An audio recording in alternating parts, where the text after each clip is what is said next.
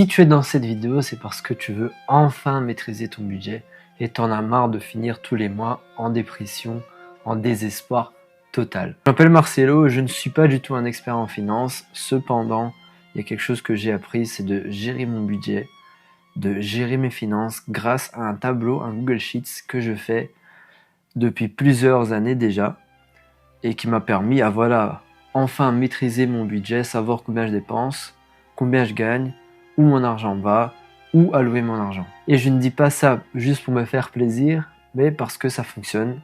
Je l'ai passé à plusieurs de mes amis et aujourd'hui ils utilisent et ça fonctionne très bien. Et tu verras ici dans cette vidéo quelque chose de très simple que tu peux faire avec max 10 minutes par semaine. Alors, on va pas perdre de temps, on va aller ici directement dans le tableau.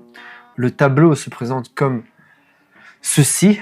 Donc, tu as les mois et la catégorie revenus, dépenses, dépenses essentielles, dépenses non essentielles et épargne. La première étape, c'est de mettre l'année. Donc ici, on est en 2026 par exemple. Est-ce que c'est une année bissextile ou pas? 2026 n'est pas une année bissextile. Ensuite, tu mets ici, si tu as déjà un fonds d'urgence, tu le mets ici. Pourquoi le mettre ainsi que le montant investi? Parce que en le mettant là, ici, ça va se mettre à jour, donc ce que tu as déjà en cumulé. Ok? Donc le fonds d'urgence, c'est quoi? Si tu ne savais pas, c'est l'argent que tu mets de côté au cas où il y a quelque chose d'inhabituel ou une urgence se passe dans ta vie. Ce fonds d'urgence-là, il équivaut à environ 6 mois de tes dépenses mensuelles. Ok? Donc par exemple ici, si tu as déjà 10 000 de côté, tu mets ça ici et tu verras que là, ici, ça va se mettre à jour. Si tu investis ton argent en bourse ou autre chose, et tu as, on va dire, un certain patrimoine investi ou l'argent liquide, tu peux aussi mettre ici, donc par exemple, voilà, supposons ici 100 000 euros. Et tu verras que ici, les 100 000 euros qui vont se mettre ici. Alors, quelque chose de très important, c'est de ne pas toucher au fichier, ne pas changer les choses, sauf à certains endroits que je montrais ici pendant la vidéo. La deuxième étape, c'est de mettre les dates. Comme tu peux voir, j'ai déjà mis des dates ici. Donc, les dates, elles équivalent aux dates, en fait, que tu reçois soit ton salaire ou tes autres types de revenus, ou tes dépenses. Donc, normalement, si tu as un salaire, tu le reçois, normalement, par exemple, entre le 1er et le 5e du mois. Donc, tu vas mettre ici la date que tu reçois ton salaire. Si tu as un travail complémentaire, tu mets aussi la date que tu reçois ce revenu-là. Tout comme les dépenses. Donc, normalement, tu payes un loyer, par exemple, la première semaine du mois. Donc, tu mets ici, par exemple, le 4, l'énergie, l'eau, etc. Toutes sortes d'entrées ou sorties qui a une date. Après, t'es pas obligé de mettre une date partout, parce que, logiquement, il y a des dépenses où il n'y a pas forcément de date. Ensuite, une fois par mois, tu vas t'asseoir et projeter et planifier tes dépenses du mois. Donc, c'est important que tu fasses ça un mois avant le mois en question. Donc ici, par exemple, si nous allons faire le projeté du mois de janvier, donc ça, tu dois le faire en décembre, par exemple. La colonne projetée, c'est la seule colonne que tu pourras modifier. Donc, on va faire ça ensemble. Supposons que, voilà, on est en décembre. Pour le mois de janvier, mon salaire va tomber. Je le mets ici. 2500 par exemple. J'ai des dividendes qui vont tomber de 150. Tu verras que dans les revenus totaux, ça va se mettre à jour automatiquement ici. Donc faut pas toucher à ça. Tes revenus totaux du mois de janvier projetés. Ensuite, tu vas aussi mettre tes dépenses. Donc supposons que j'habite à Bruxelles, un bon loyer de 1000 euros, l'énergie de 100 euros, l'eau de 50 euros, Internet et téléphonie de 50 euros. Tu verras aussi que dans les dépenses essentielles, ça va se mettre à jour, tout comme les dépenses totales. Okay? Donc, dépenses essentielles, c'est souvent les dépenses qui définissent ta qualité de vie, contrairement aux dépenses non essentielles qui sont souvent des loisirs, des choses inhabituelles. On va mettre ici aussi, abonnement confort, par exemple, 50 euros.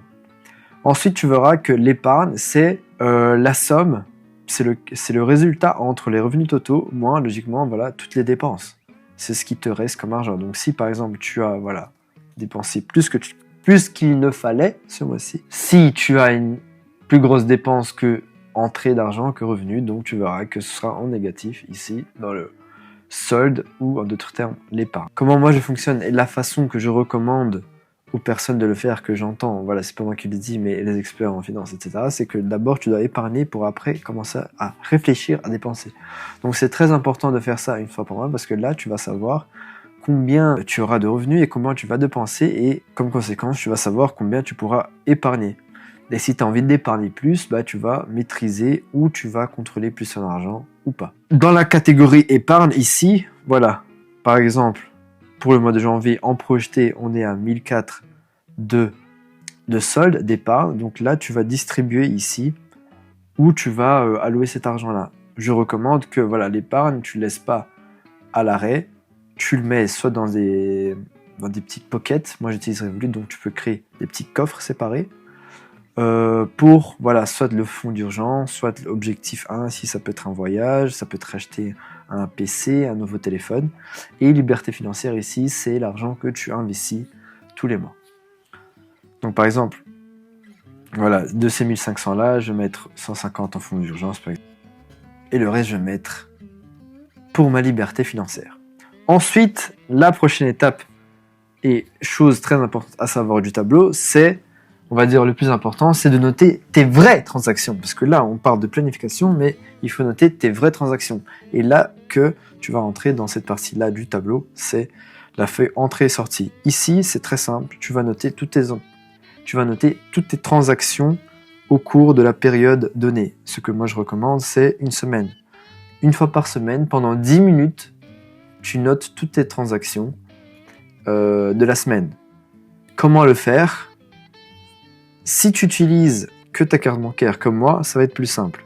Si tu utilises du cash, alors moi je te recommande de soit noter dans un cahier, soit le faire le soir avant de dormir. Rapidement, tu viens ici et tu notes. Comment ça fonctionne ? Tu vas mettre la date. C'est très important de mettre la date de l'année du tableau.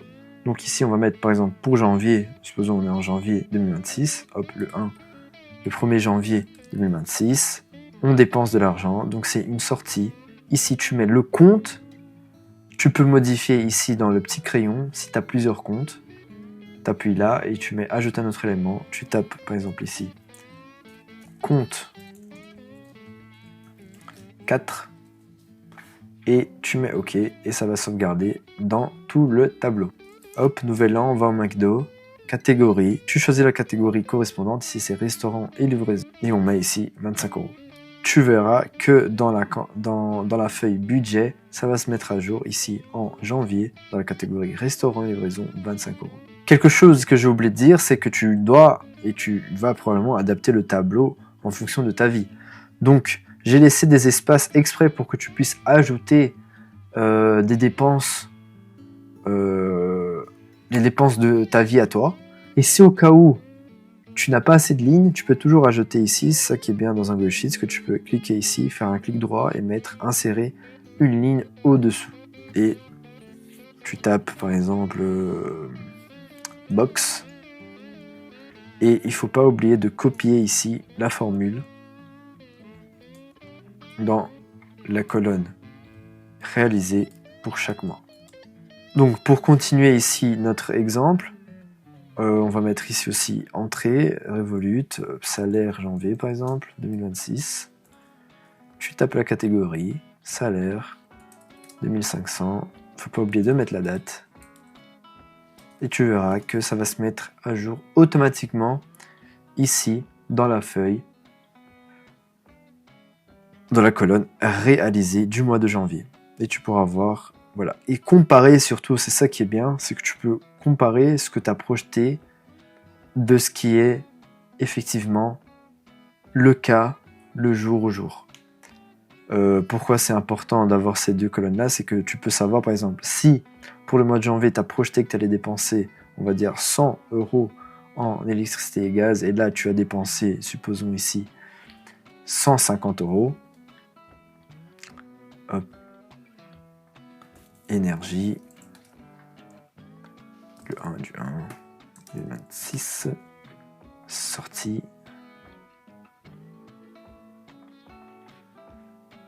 Tu vas savoir en quelque sorte où tu devras soit doser, mettre un peu le frein, ou alors faire un travail supplémentaire pour que tu puisses contrôler ton budget pour ce mois-ci, pour le mois de janvier, en fonction des objectifs que tu as établis auparavant, en amont, lors du moment où tu as projeté toutes les dépenses et les entrées du mois de janvier. J'espère que ce tableau t'aidera beaucoup à pouvoir avoir le contrôle sur tes finances pendant cette année 2026. Et crois-moi, si tu le fais une fois par semaine pendant 10 minutes, tu verras le gros changement qu'il y aura dans ta vie et comment c'est satisfaisant d'avoir le contrôle sur son argent. Si tu veux avoir accès à ce tableau, le lien est en description et je te dis à la prochaine.